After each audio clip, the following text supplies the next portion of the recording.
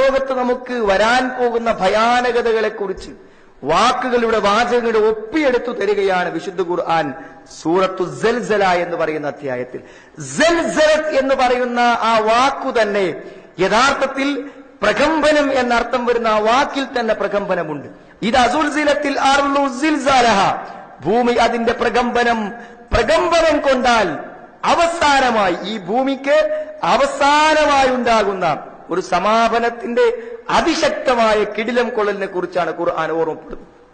ആലോചിച്ചു നോക്കൂ നിങ്ങൾ. പിന്നെ എന്താണ് ഈ ഭൂമിയിൽ അതിന്റെ അവസ്ഥയിൽ നിലകൊള്ളുക?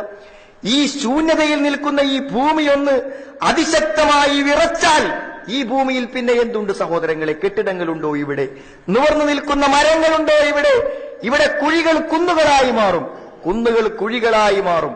അതാണ് മറുപടിയില്ലാത്ത ചോദ്യം, മറുപടിയില്ലാത്ത ഒരു വർത്തമാനം.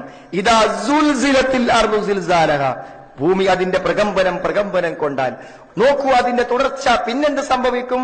വഅഖ്റജത്തിൽ അർദു അസ്കാലഹ, വഅഖ്റജത്തിൽ അർദു അസ്കാലഹ. നമുക്ക് വിഭാവന ചെയ്യാൻ പോലും സാധിക്കുന്നില്ല.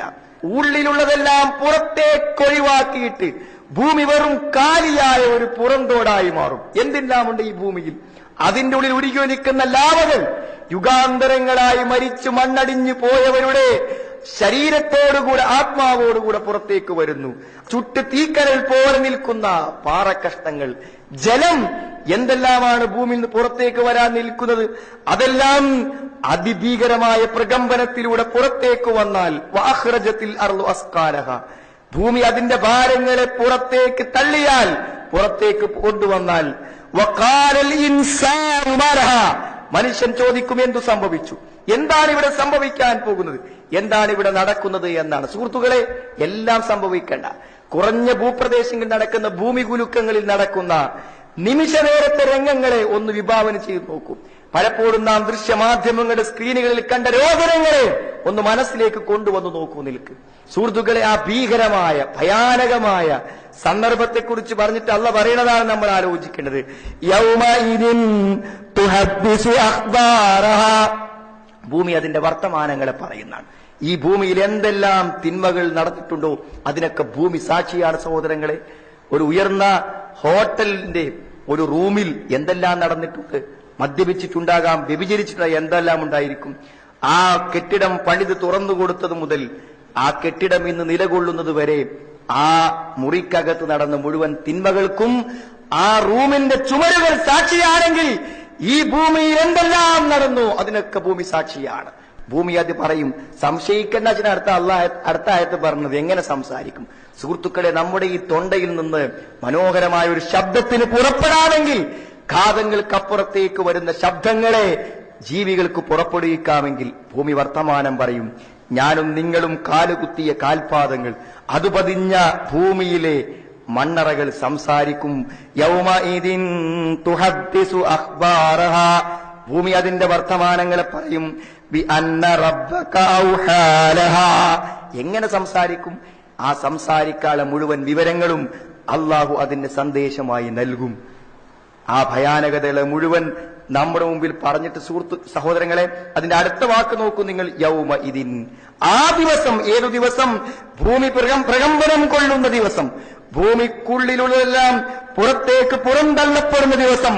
മനുഷ്യൻ ഭയവിഹ്വലനായി ഈ ദുരന്തങ്ങൾ കാണുമ്പോൾ ഭൂമിക്ക് എന്തു സംഭവിച്ചു എന്ന് ആശങ്കയോടെ ചോദിക്കുന്ന സമയം, ഭൂമി അതിന്റെ മേൽ നടന്ന മുഴുവൻ നന്മ തിന്മകളെയും വിളിച്ചു പറയുന്ന നേരം, അത് പറയാൻ അള്ളാഹുവിന് സന്ദേശം നൽകുന്ന സമയം. യൗമഇദിൻ യസ്തുറുന്നാസു, മനുഷ്യന്മാർ ഭൂമിയിൽ നിന്നും പുറപ്പെട്ടു വന്നുകൊണ്ടിരിക്കും.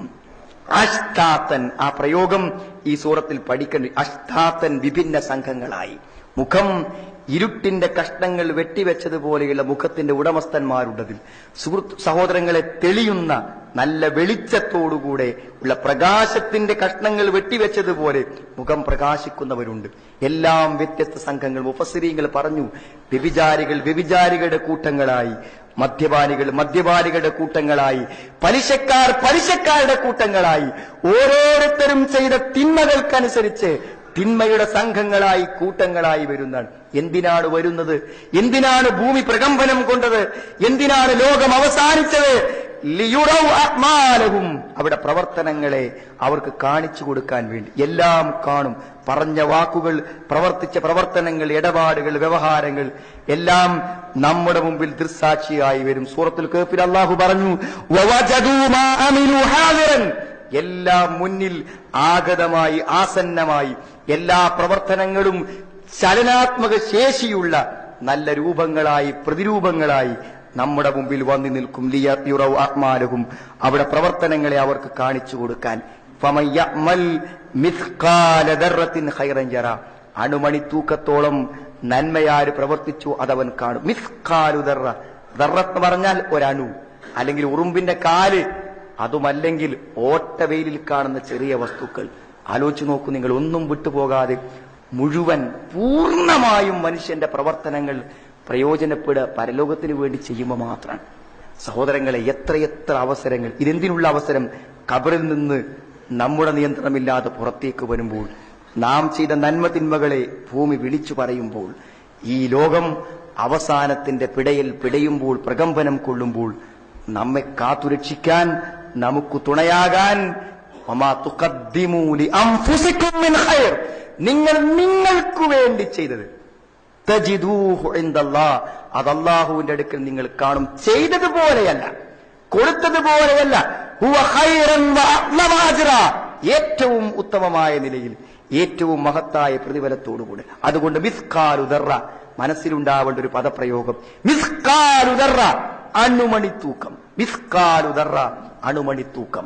ഈ പ്രപഞ്ചം അവസാനിക്കുമ്പോൾ, നാം നമ്മുടെ ഖബറിലേക്ക് ഒഴിഞ്ഞു പോകുമ്പോൾ, നാം നമുക്ക് നമ്മുടെ പ്രവർത്തനങ്ങൾ മാത്രമായി തീരുമ്പോൾ, ഭയാനകമായ പരലോകത്തെ സിറാത്തിലൂടെ ആരും കൈപിടിക്കാൻ അത് ഒറ്റക്ക് നടക്കുമ്പോൾ, നരകത്തിന്റെയും സ്വർഗത്തിന്റെയും വാതിലുകൾക്ക് മുമ്പിൽ നമ്മുടെ വിധി പ്രഖ്യാപിക്കുമ്പോൾ, മിസ്ഖാലു ദർറ, ആയിഷ അവഗണിക്കരുത് ഒരു നന്മയെയും ഒരു തിന്മയെയും. അനേകം തിന്മകൾ കൂടുമ്പോൾ അത് വലിയ തിന്മയാകും, നരകത്തിന്റെ സാധ്യത ആയി മാറും. അതുകൊണ്ട് സഹോദരങ്ങളെ, ഏതു സാഹചര്യങ്ങളെയും പ്രയോജനപ്പെടുത്തി ഭയാനകമായ പരലോകത്ത് മോചനം നേടാനുള്ള പ്രവർത്തനം നാം നടത്തണം.